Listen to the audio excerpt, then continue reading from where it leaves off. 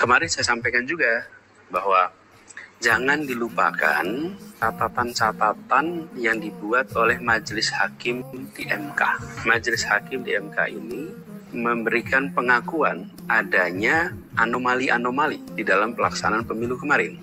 Saya berkali-kali ditanya pendapat saya dan jawaban saya selalu, beliau adalah seorang patriot, seorang yang sangat dekat dengan konsep-konsep negara modern. Madu, salah satu obat paling mujarab, insya Allah. Sedia madu ternak dan madu hutan. Dihasilkan oleh lebah dari nektar bunga asli, bukan dari gula yang dimakan lebah. Proses higienis, kemasan praktis dan elegan. Garansi 1 juta rupiah jika terbukti madu kami tidak asli. Terbaik, madu kelanceng, dari lebah spesial. Hubungi. Kita ada fase kemarin itu menjalani proses pemilu. Kemarin saya sampaikan juga bahwa jangan dilupakan catatan-catatan yang dibuat oleh Majelis Hakim di MK. Majelis Hakim di MK ini memberikan rekomendasi perbaikan dan memberikan pengakuan adanya anomali-anomali di dalam pelaksanaan pemilu kemarin. Nah, saya rasa ini jangan dilupakan. Ini harus dijadikan bahan untuk koreksi. Kenapa kita kemarin memilih untuk membawa ke MK?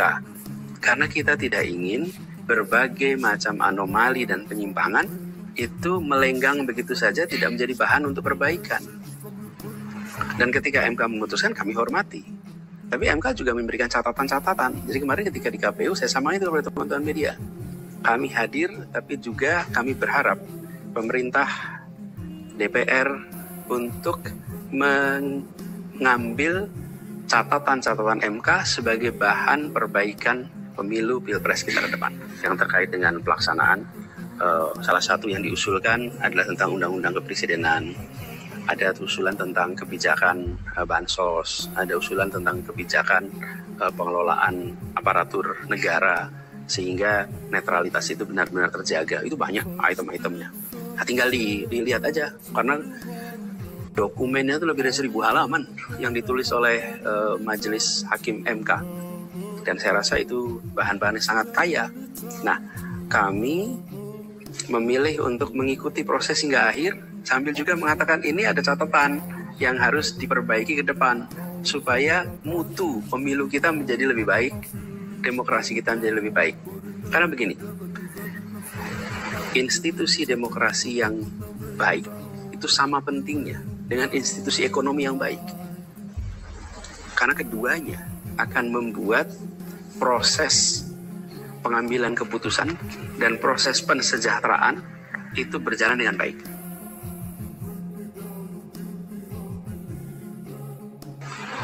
Ya, sebagai pemerintah yang baru terpilih tentu akan lebih banyak menjangkau.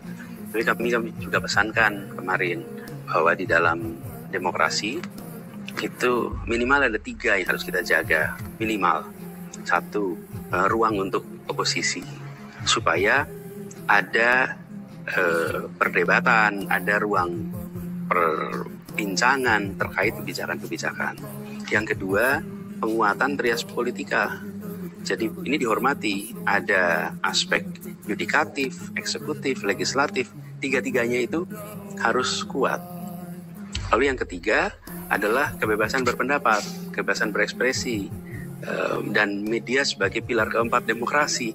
Itu harus dihormati. Jadi di satu sisi pemerintah membutuhkan untuk memiliki kekuatan di DPR sehingga bisa menggelontorkan kebijakan-kebijakan, tapi di sisi lain harus memberikan ruang kepada oposisi, menghormati trias politika dan menjaga iklim kebebasan berekspresi. Nah, Pak Prabowo ini seorang patriot. Saya berkali-kali ditanya pendapat saya dan jawaban saya selalu, beliau adalah seorang patriot dan seorang yang sangat dekat dengan konsep-konsep negara modern. Terdidik dari amat belia, dari keluarga intelektual cendekiawan yang sangat terhormat, sehingga saya yakin Pak Prabowo akan menjunjung tinggi prinsip-prinsip demokrasi itu. Karena itu sesuatu yang beliau sudah terekspos sejak lama sekali.